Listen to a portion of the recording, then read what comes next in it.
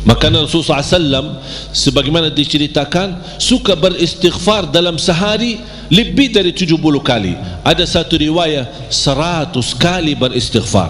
Bahkan kata Abdullah bin Umar radhiyallahu anhuma, saya duduk satu majlis sama Rasul, saya suka mendengar bisikan Rasul beristighfar, Rabbighfirli wa tub alayya innaka antat tawwabul ghafur. Rabbighfirli wa tub alayya innaka antat tawwabul ghafur. Ada satu riwayat, Rabbighfirli wa tub alayya innaka antat tawwabur rahim. Dalam satu duduk, sekali duduk 100 kali, kata Abdullah bin Umar, saya mendengar bisikan Rasulullah SAW beristighfar seperti itu, Rabbighfirli wa tub alayya innaka antat tawwabul ghafur. Sudah hafal belum? Coba, Rabbighfirli wa tub alayya innaka antat tawwabul ghafur. Memohon ampun, mohon diijabah dan diterima taubatnya. Allah subhanahu wa ta'ala maha penerima taubat dan maha pengampun. Bapak ibu jamaah sekalian dimuliakan Allah subhanahu wa ta'ala, kembali lagi semua berdoa, jangan ada yang ragu-ragu terhadap doanya. Dan ingat, doa kita pasti diijabah walaupun proses melalui 3 hal. Doa pasti diijabah walaupun proses melalui 3 hal. Yang pertama, diijabah doa kita menolak takdir yang buruk, menghilangkan takdir yang buruk. Contoh, kita memohon, ya Allah kasih aku jodoh, tapi jodohnya belum datang. Ternyata dalam takdir, karena kita sering berdoa meminta sesuatu, Allah sudah ijabah, tapi Allah memilih daripada memberi jodoh, ada yang lebih daripada itu. Apa? Ternyata ada takdir yang jauh lebih buruk daripada jodoh yang kita minta. Makanya Allah geserkan takdir buruk itu karena doa kita. Turunnya bala, turun bala dari langit. Bala turun dari langit. Doa naik dari bumi, dari kita. Pas di udara bertemu, bala sama doa berantem, perkelahian antara doa sama bala. Yang kalah siapa? Bala, dan doa naik. Artinya bala tidak jadi turun. Itu saking kuatnya dan berkahnya doa kita. Berarti doa pasti diijabah. Proses pertama, doa yang kita minta Allah belum ijabah secara langsung sesuai permintaan, tapi Allah menolak sebuah bala yang kita tidak tahu. Misal, tertulis dalam takdir kita hari ini akan kena kecelakaan motor, tapi ternyata doa kita tidak pernah bilang, ya Allah selamatkan saya dari kecelakaan motor misalnya. Kita tidak berdoa seperti itu. Tapi karena Allah melihat dalam takdir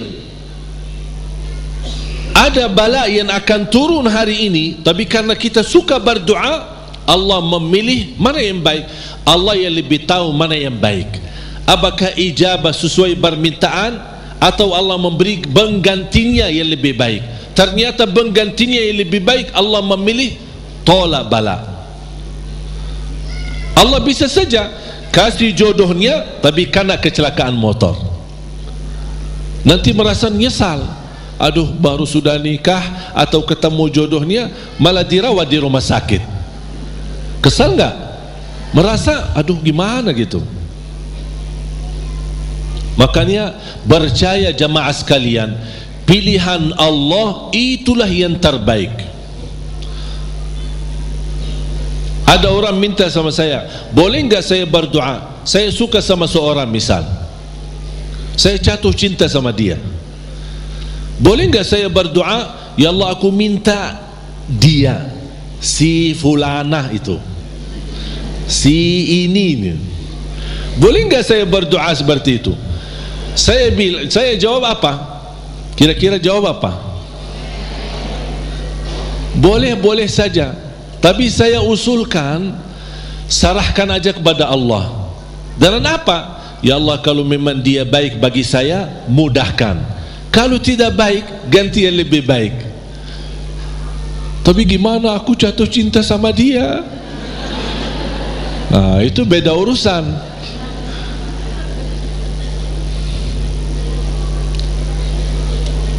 Nanti ada satu cerita, insyaAllah indah, bisa menambah wawasan buat kita. Yang kedua, diijabah doa kita dan diberi oleh Allah Subhanahu wa taala sesuai permintaan. Apakah saat ini atau besok atau bisa lama? Tapi kita percaya pilihan Allah itulah yang terbaik. Yang ketiga, doa yang kita minta atau yang kita selama ini bermunajat, ternyata bala masih terus menimpa kita, musibah kita terus ketemu. Selesai satu masalah, tambah lagi masalah. Kemudian permintaan yang kita minta juga belum ketemu. Saya minta kerjaan yang bagus, belum ketemu. Saya sudah berusaha melamar kerja sana sini, belum ada. Terus mana doa aku selama ini, mana? Ternyata yang ketiga, jatuh ni yang di ketiga. Yang ketiga apa? Allah simpan doa kita buat di akhirat. Berarti tidak ada yang hilang di sisi Allah. Kalau tidak tertolak bala, tidak diijabah sesuai permintaan, berarti yakini disimpan di akhirat. Sahabat dan orang salih lebih suka doanya selama di dunia disimpan buat akhirat, karena di akhirat bakal lebih butuh bantuan dan pertolongan Allah dan berkat doa kita. Faham? Walaupun sifat manusia ingin melihat secara langsung, minta, ya Allah minta rumah, ada rumah, minta ini, ada ini. Mohon maaf Bapak Ibu, kalau Allah ijabah atau berikan sesuai permintaan kita, nanti kita berhenti berdoa. Apapun yang kita minta, ya Allah aku minta mobil, dapat mobil. Minta kerjaan, dapat kerjaan. Minta jodoh, dapat jodoh. Minta rumah, dapat rumah. Mau haji, dapat haji. Terus segala yang kita minta dapat. Habis, dah ada minta lagi. Terus berdoa enggak? Enggak ada berdoa. Tapi kalau Allah belum kasih, kita doa lagi enggak? Doa, minta lagi. Coba kata Umar bin Khattab, ketika anda berdoa jadi seperti anak kecil. Anak kecil kalau dia minta sama ibunya gimana? Nangis gak? Berhenti nangis sebelum dikasih? Belum kan? Dia nangis sampai begitu dikasih gimana? Berhenti gak nangisnya? Anda harus seperti itu. Doa nangis, ya Allah belum kasih, aku nangis lagi dong. Belum dikasih, nangis lagi, sampai Allah berkenan kasih. Dan ini sebenarnya bukan tujuannya Allah kasih atau tidak, tapi ingat, titisan air mata ini yang menangis karena Allah akan selamatkanmu dari siksa neraka Jahannam. Rasulullah SAW bersabda, wa ainun bakat min khasyatillah harramaha Allah 'alan nar la tamassaha an-nar. Barang siapa yang menangis karena Allah, akan Allah haramkan jasadnya disuntuh oleh neraka Jahannam. Berarti kita tidak rugi, tidak ada rugi. Biarpun tidak diijabah, ternyata titisan air mata berharga, bisa menjaminkan kita selamat dari siksa neraka Jahannam. Mau apa lagi? Nangis dia berharga, doanya pasti diijabah, dan cukup dari doa kita sudah membuat ibadah atau membawa sebuah ibadah yang dicintai Allah, karena Allah suka bisikan hamba. Apalagi kalau lama tak berdoa, Allah merindukan suara doanya kita. Apalagi doa yang tulus dan ikhlas. Makanya kadang-kadang kalau kita tidak diberi doa, atau tidak beri permintaan, atau tidak beri permohonan kita, terus kita berdoa terus sampai diuji, sampai di macam-macam, sampai kita merasa sudah tertekan, tidak kuat. Kira-kira bisikan doa kita seperti apa nanti? Dalam keadaan doa, dalam keadaan susah atau senang? Menurut saya doa dalam keadaan susah jauh lebih murni daripada doa dalam keadaan senang. Kalau dalam keadaan senang artinya ya biasa-biasa aja, dapat atau tidak dapat. Tapi coba kalau lagi stres, lagi pusing, lagi galau, gimana bisikan doa? Ya Allah, udah nangis duluan. Kata Allah, lama sekali. Makanya itu subhanallah, saya mengambil kesimpulan dari doa, justru doa tanda Allah merindukan suara doa kita. Oleh karena itu jamaah sekalian, jangan berhenti berdoa, terus berdoa. Nabi Yunus alaihi salam ketika tertahan di dalam perutnya ikan berlama-lama di bawah laut, dia tidak pernah berhenti dengan mengucapkan la ilaha illa anta subhanaka inni kuntu minadh zalimin. Kata Imam Ibnul Qayyim rahimahullah, barang siapa yang membaca doa ini dengan sepenuh keyakinan, pasti diijabah oleh Allah hajatnya. Karena Allah habis doa ini, apa kata Allah? Fastajabna lah, kami terima dan menijabah doanya. La ilaha illa anta subhanaka inni kuntu minadh zalimin. Oleh kerana itu kembali lagi, doa kita diijabah atau tidak? Saya bertanya, doa kita diijabah atau tidak? Diijabah. Yakin? Terus berdoa. Dalam keadaan apapun selalu kita berdoa. Apalagi dalam keadaan susah yang kita yakini tidak ada Tuhan yang bantu kita, tidak ada makhluk yang bisa menolong kita, tidak ada sesuatu yang bisa mengangkat segala musibah dan bala yang kita hadapi, hanya Allah subhanahu wa ta'ala. Apalagi dalam sujud, sempatkan dalam sujud, karena Rasulullah SAW bersabda, aqrabu ma yakunu al-abdu ila rabbi wa huwa sajid. Hamba ketika dalam keadaan sujud, posisinya sangat dekat kepada Allah. Makanya di akhir hadis Rasulullah SAW bersabda, fa'akthiru minad du'a, barbanyalah doa. Bisa menikmati doa insyaAllah mulai hari ini. Doa menurut saya sesuatu hubungan yang sangat indah sama Allah. Apalagi kalau bisa berdoa dengan cara curhat. Bisa enggak curhat sama Allah? Kalau lagi galau suka curhat enggak? Sering saya terima, Ustaz boleh curhat enggak? Terus saya bilang apa ya? Boleh atau tidak?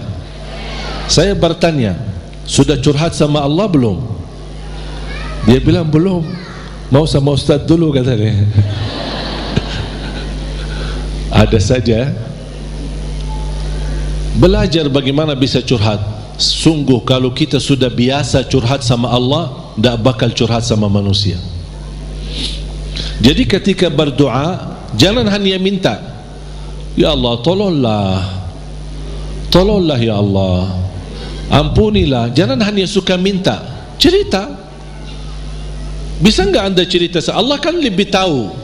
Allah tahu segala sesuatu. Tapi salah apa kalau saya cerita apa yang terjadi hari ini? Ya Allah, aku sudah niat baik, niat tulus, dan saya pergi ke sana malah seperti ini, dicaci maki, dihina, malah dianggap, dan suuzzan, apa, buruk sangka. Habis gimana ya Allah? Cerita, curhat, seperti meminta solusi dari Allah Subhanahu wa taala. Kalau belum merasa ada jalan, wallahi akan merasa nikmat. Cukup anda bisa nikmat bersama Allah Subhanahu wa taala. Sebagaimana Nabi Yaqub ketika kehilangan anaknya, ada dia berkata apa? Qala innama ashku bathi wa huzni ila Allah. Aku hanya mampu curhat kepada Allah Subhanahu wa taala. Aku ingin cerita, padahal Allah tahu apa yang terjadi, tapi dia ingin cerita lagi sama Allah Subhanahu wa taala. Ungkapkan cerita ini kepada Allah, itu sudah merasa diri dan membuat hati kita tenang.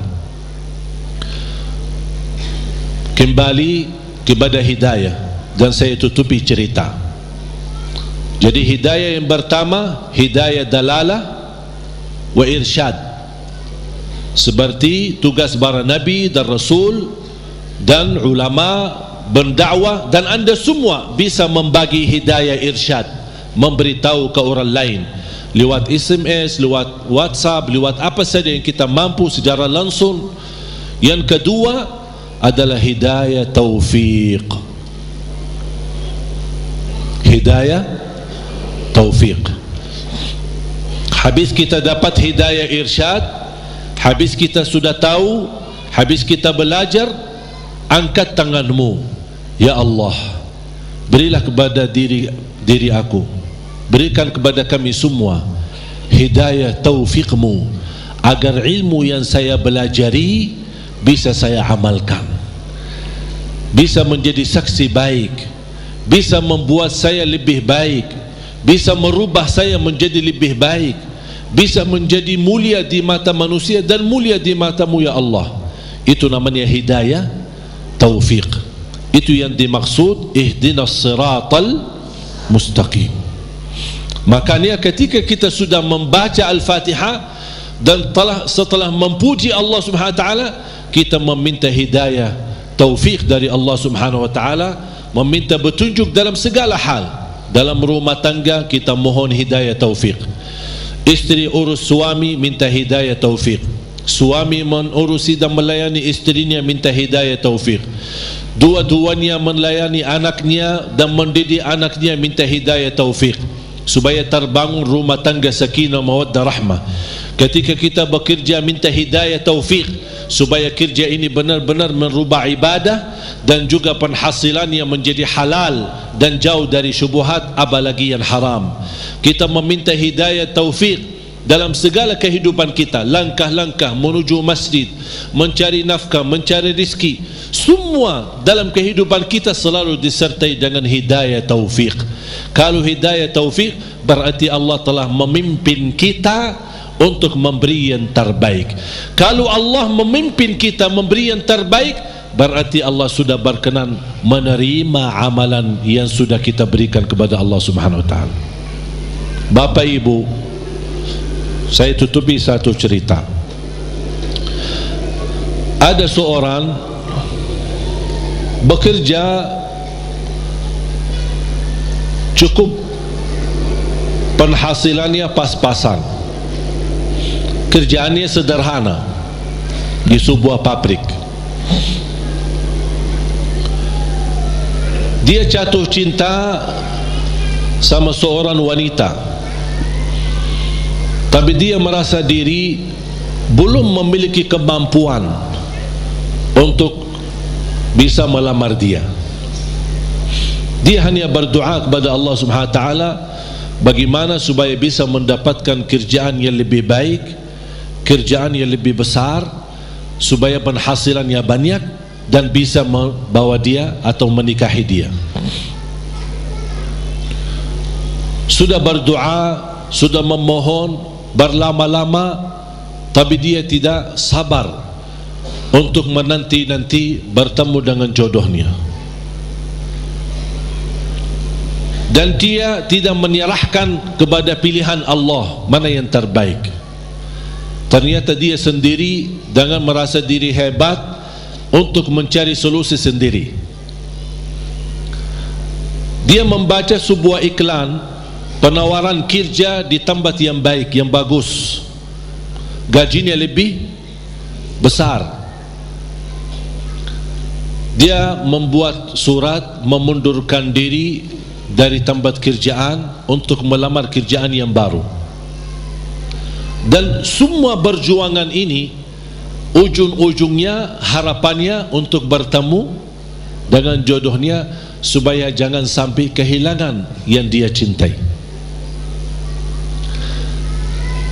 Dalam perusahaan itu ketika dia memundurkan diri, kata pemilik perusahaan, karena orangnya luar biasa, kerja rapi, tertib, bagus, kenapa kamu mengundurkan diri? Saya dapat kerjaan di tempat lain yang lebih bagus. Sambil ditawarkan kenaikan gaji walaupun tidak sebanyak perusahaan baru, tapi tetap dia mengambil keputusan mundurkan diri.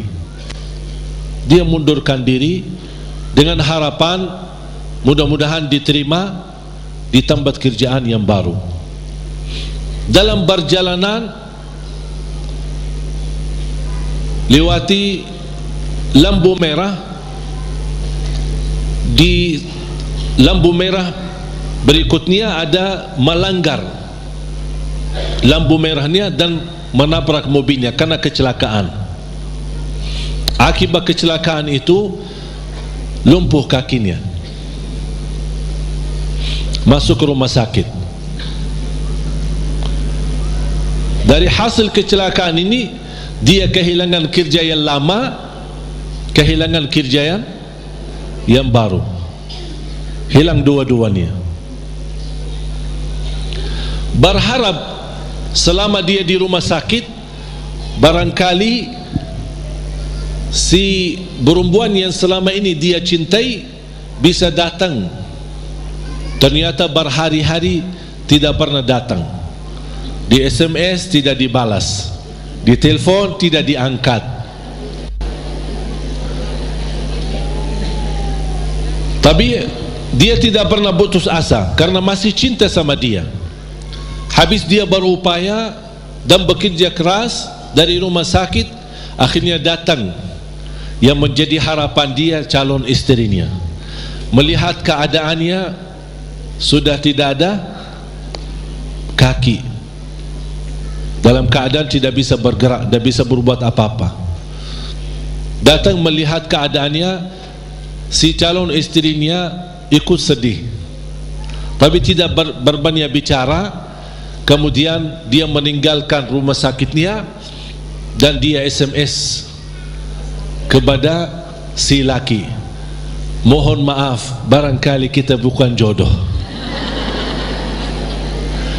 Soalnya ada seorang yang datang ke rumah bapak melamar saya. Bertambah sakit, sakit kaki ditambah sakit hati. Yang menabrak dia ketika kecelakaan ternyata seorang perempuan cantik dan dari keluarga yang kaya. Dan subhanallah, karena si perempuan ini merasa diri bersalah, selama di rumah sakit si perempuan ini terus melayani dengan ikhlas dan tulus.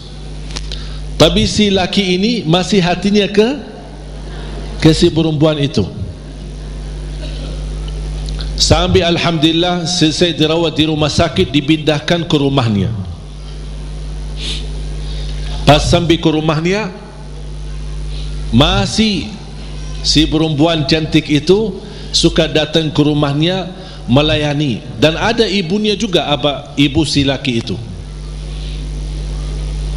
Lama kelamaan sudah mulai terbawa hati dan perasaan, tapi dia merasa malu. Wanita ini cantik, dari keluarga yang kaya, aku orang susah. Dulunya aku bekerja aja pas-pasan, apalagi sekarang tidak ada kerja. Dalam keadaan kalau saya bicara sama dia, kira-kira mau enggak sama aku? Dia masih belum meyakinkan. Dia hanya menyerahkan kepada Allah Subhanahu wa taala. Ketika satu saat pagi hari, dia sudah merasa setiap pagi menunggu si perempuan datang, karena dia suka rutin, ikhlas, tulus untuk datang melayani. Di pagi hari menunggu datang si perempuan, seperti biasa bikinin teh, terus datang siapin sarapan, walaupun ibunya ada, tapi dia sudah merasa diri bersalah, ingin membalas, ingin berbuat sesuatu. Dan langsung perempuan berkata, aku ingin sampaikan sesuatu, boleh? Kata si laki, saya juga ingin menyampaikan sesuatu, tapi tidak apa-apa, kamu duluan. Langsung si perempuan dengan keberanian dia berkata, mau enggak berkenan saya jadi istrimu? Sama dengan harapan dia. Dia langsung kaget, seperti perasaan yang sama, keinginan yang sama, hati yang sama. Tapi langsung kata beliau, apa yang saya bisa berikan? Saya orang biasa, orang miskin, dalam keadaan begini, tidak bisa bekerja. Langsung perempuan ini, jangan fikirkan soal kerjaan.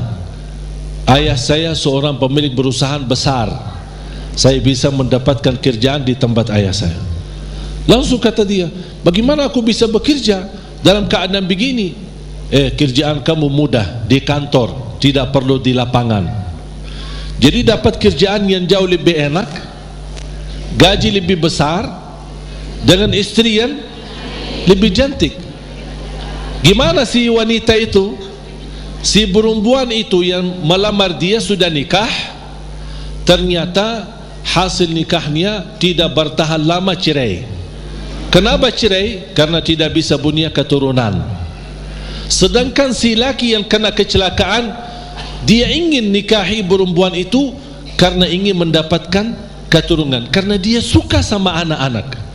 Allah tahu kesukaan dia tidak akan dapat dengan perempuan ini, makanya Allah memilih dia dapat perempuan yang jauh lebih cantik, lebih kaya, bahkan terjamin mendapatkan keturunan. Walaupun kecelakaan,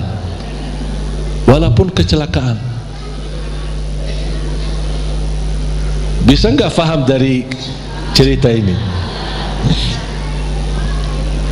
Pilihan Allah itulah yang terbaik,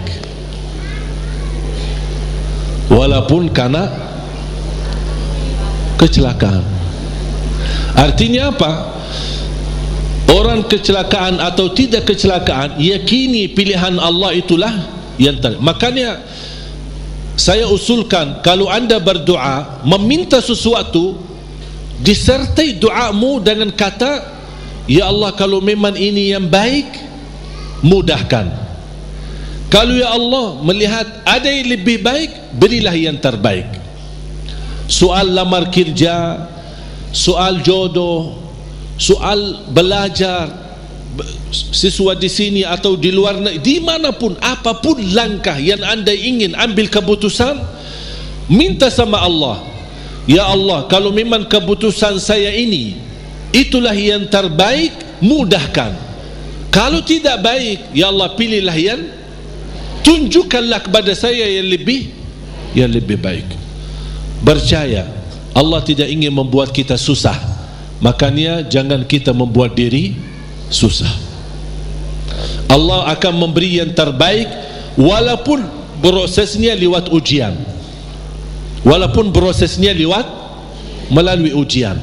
Karena bisa jadi melalui ujian anda bisa menjadi jauh lebih mulia dan jauh lebih terkabul hajat sesuai pilihan Allah Subhanahu wa taala. Saya tidak milih datang ke Indonesia, bahkan tidak pernah berdoa ya Allah bawa saya ke Indonesia, dan tidak pernah menjadi cita-cita saya untuk ke Indonesia. Tapi saya yakini apa yang Allah pilihkan buat saya nikmati, saya juga memberi yang terbaik karena Allah Subhanahu wa taala. Makanya di mana Allah tempatkanmu, di mana Allah posisikanmu, berilah yang terbaik lillahi taala, menjadi pertama tanda syukur kita atas posisi kita, dan mudah-mudahan itulah yang menjadi pilihan Allah. Kalau itu yang menjadi pilihan Allah, berarti percayalah itulah yang terbaik. Faham? Mohon maaf Bapak Ibu, cerita yang saya ceritakan jangan cari dalam Quran ya. Nggak ada ya. Ini buatan saya ini. Saya buat cerita hanya ingin memberikan gambaran dari kesimpulan ayat dan hadis. Memang ternyata pilihan Allah yang terbaik walaupun proses lewat ujian. Mungkin pernah dulu saya menceritakan cerita gigitan anjing. Ingat gak? Masih ingat gak? Lupa ya? Hah? Mau gak cerita? Boleh satu? Hah? Boleh gak? Ada seorang berdoa, ya Allah, aku mohon jodoh yang salihah, yang cantik, yang kaya. Itu doanya. Minta yang salihah, cantik, kaya lagi. Karena dia orang miskin. Dapat miskinnya tambah susah lagi. Tak ada doa yang lain. Tak pernah berdoa ya Allah ampunilah saya, ya Allah rahmatilah. Itu aja doanya. Bismillahirrahmanirrahim. Ya Allah jodoh yang baik, yang salihah, yang cantik, yang kaya. Dapat sedikit rezeki, pergi haji. Selama dia tawaf, ya Allah jodoh yang salihah, yang cantik, yang kaya. Safa Marwa, ya Allah jodoh yang salihah, yang cantik, yang kaya. Itu aja doanya. Fokusnya luar biasa.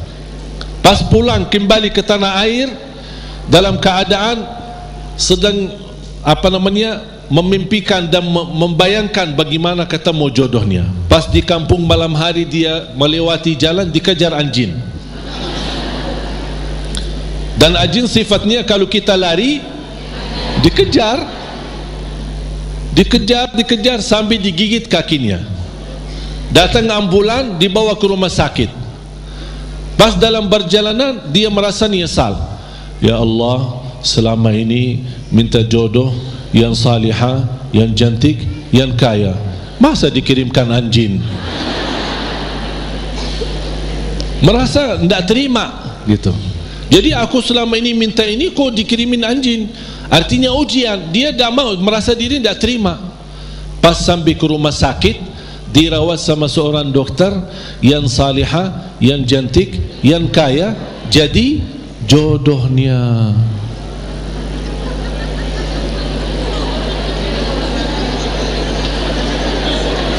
Berarti Allah sudah ijabah kan? Tapi kata Allah, soalnya dia selama ini kan sehat, tidak pernah sakit. Allah kirimkan anjing gigit dia supaya sakit, dan ketemu jodohnya di rumah sakit. Alhamdulillah. Ya insyaallah mudah-mudahan digigit.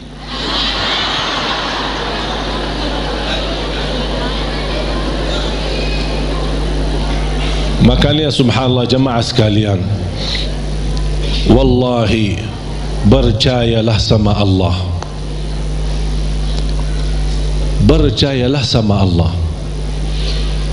Termasuk apa yang terjadi di Palestina, percayalah sama Allah. Allah tidak suka umat Islam ditindas. Allah tidak suka umat Islam dalam keadaan dihina, diusir, dibunuh. kezaliman yang terjadi di Rohingya, di Palestina dan di mana-mana terhadap umat Islam. Allah tidak suka itu. Cuman pasti ada sesuatu yang Allah ingin tunjukkan, yang menjadi pilihan. Barangkali melalui ujian ini Allah ingin mewujudkan manusia yang kuat menghadapi segala tantangan.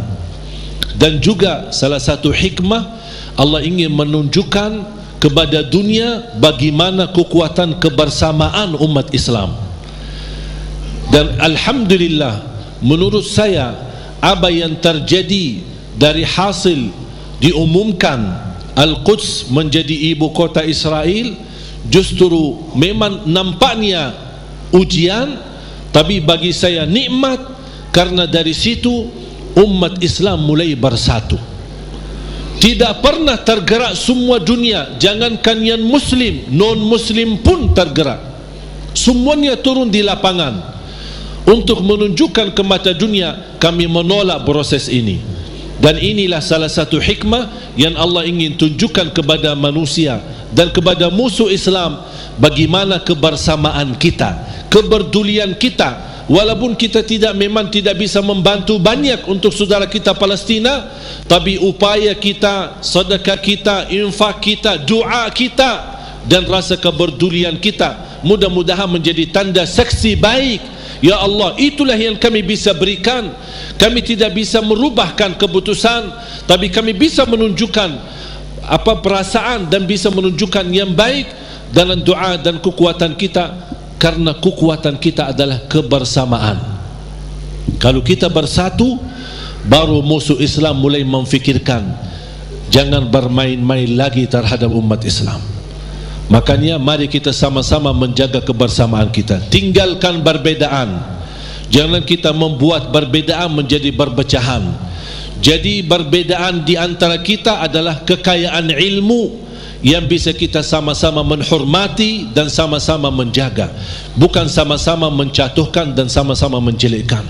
Mari kita sama menjaga kebersamaan kita, rapatkan saf kita untuk menunjukkan bukan kepada manusia tapi kepada Allah Subhanahu wa taala rasa kepedulian, rasa cinta bersama sesama muslim, sesama manusia yang sedang dihina, sedang ditindas, sedang dizalimi di saudara kita di negeri Palestina. Mari kita sama-sama dan kita menghebohkan dan mengajak semua untuk mengikuti aksi bela Palestina yang insyaAllah hari Ahad besok tanggal 17. Yang merasa diri tidak mau ikut, itu terserah, itu pilihanmu dan itu keputusanmu. Tapi jangan membuat orang lain yang ingin mengikuti aksi bela Palestina, anda mengungkapkan kata-kata yang bisa menghilangkan perasaan semangat bagi mereka. Kalau tidak bisa ikut, terserah. Kalau tidak bisa bicara yang baik, lebih baik diam. Setuju? Makanya jemaah sekalian, saya baru saja kemarin datang dari sana dan alhamdulillah dapat karunia yang tidak terduga.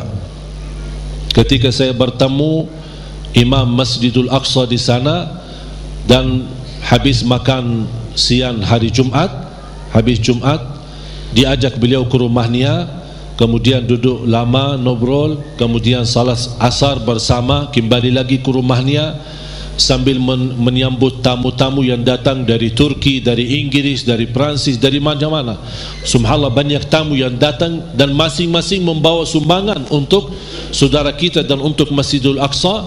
Pas maghrib beliau juga ajak ke masjid dan tanpa memberitahu, habis selesai iqamat beliau dorong saya untuk ke mihrab dan menjadi imam di Masjid Qubbatus Sakhra di tempat mi'rajnya Nabi Muhammad sallallahu alaihi wasallam. Saya jujur saja tidak bisa terbayang bagaimana karunia dari Allah Subhanahu wa taala bisa menjadi imam umat Islam di tanah suci Palestina, di area Masjidul Aqsa dan Qubbatus Sakhra. Makanya subhanallah, apa yang saya nikmati dan alami di sana luar biasa. Memang saudara kita berjuangannya bukan main. saya melihat anak-anak kecil, bahkan warga Palestina, Masya Allah luar biasa. Dari jam 3 sudah mereka berdiri di depan pintu-pintu Masjidul Aqsa, yang sebelum masuk ke area masjid kan ada halaman besar kayu bagar, dan bagar itu ada pintu-pintu. Memang sayang sekali pintu-pintu yang di bagar itu dikuasai oleh orang Yahudi Israel, dan senjata, di bawah mereka senjata menjaga. Dan kita menunggu dari jam 3 sampai jam 4 baru dibuka pintu, baru kita bisa masuk untuk salat tahajud. Subhanallah, bisa saya melihat orang-orang Palestina, kalau saya hanya sebagai berkunjung ke sana 2 hari, 3 hari, paling lama 1 minggu, kemudian kembali lagi. Saya bayangkan orang-orang tua-tua, pemuda-pemuda, wanita yang warga sana, yang memang tinggal dekat sana setiap hari bertahun-tahun, yang sudah proses melalui lebih dari 70 tahun dalam keadaan seperti ini, tapi subhanallah mereka masih sabar, tidak ada yang mundur, tapi masih terus bisa datang duluan dari jam 3 dengan harapan dibuka pintu. Walaupun mereka tahu dibuka pintu sebelum subuh 1 jam, tidak boleh lebih sebelumnya, tapi subhanallah tetap mereka dengan segala harapan sama Allah Subhanahu wa taala. Inilah yang menurut saya melihat perjuangan ini membuat saya semangat. Saya hanya 1 hari 2 hari aja sudah merasa kesal sama orang Yahudi yang menjaga. Bagaimana mereka yang 60 tahun, bagaimana kesabaran dan perjuangan mereka. Makanya jamaah sekalian, Allah punya hikmah. Apa yang terjadi di negeri Palestina, Allah ingin mewujudkan generasi-generasi yang insya Allah kuat imannya, kuat menghadapi tantangannya, dan inilah mereka yang akan diwujudkan oleh Allah, yang akan mampu membebaskan dan memerdekakan insya Allah negara Palestina.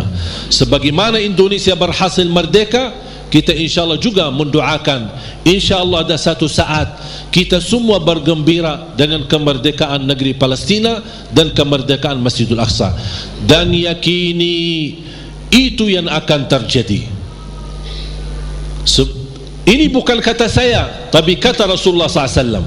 Sebagaimana Masjidul Aqsa diambil oleh mereka, akan Masjidul Aqsa kembali di tangan umat Islam.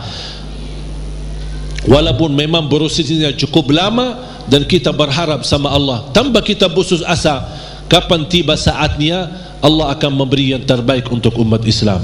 Amin ya rabbal alamin. Mari kita sama-sama berdoa.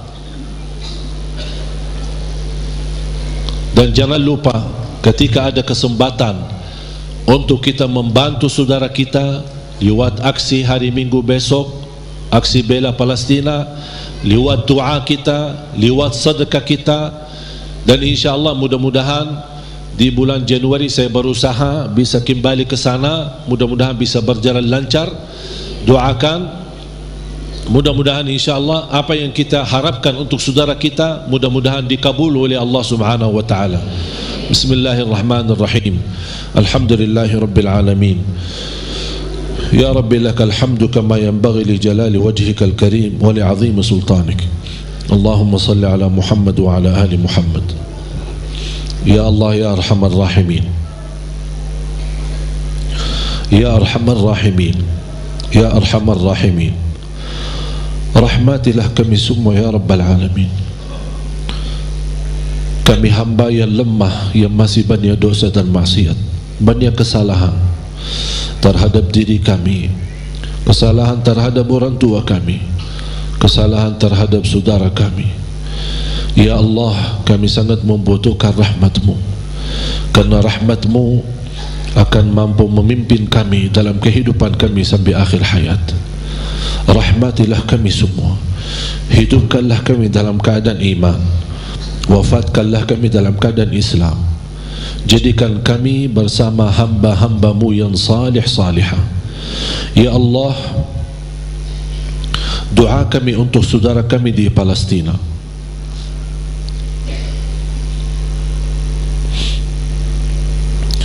Betapa berat ujian yang dihadapi oleh mereka.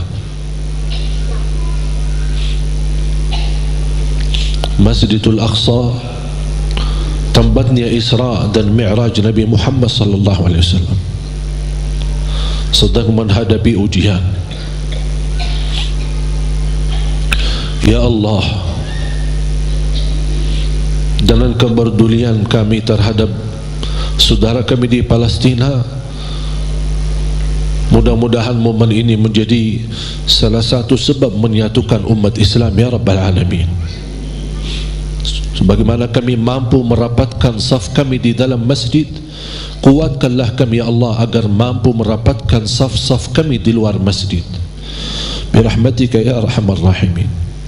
Tolonglah saudara kami, lindunilah Masjidul Aqsa dan Qubbatus Sakhra, lindunilah ya Allah tempat tanah suci ya Rabbal Alamin dari segala keburukan, dari segala bala ya Arhamar Rahimin. Ya Allah, ampunilah dosa kami, kesalahan kami, tutupi aib-aib kami, maafkan kekurangan kami. Aku mohon ya Allah untuk semua yang hadir, selepas majlis ini masing-masing pulang sudah diampuni segala dosanya.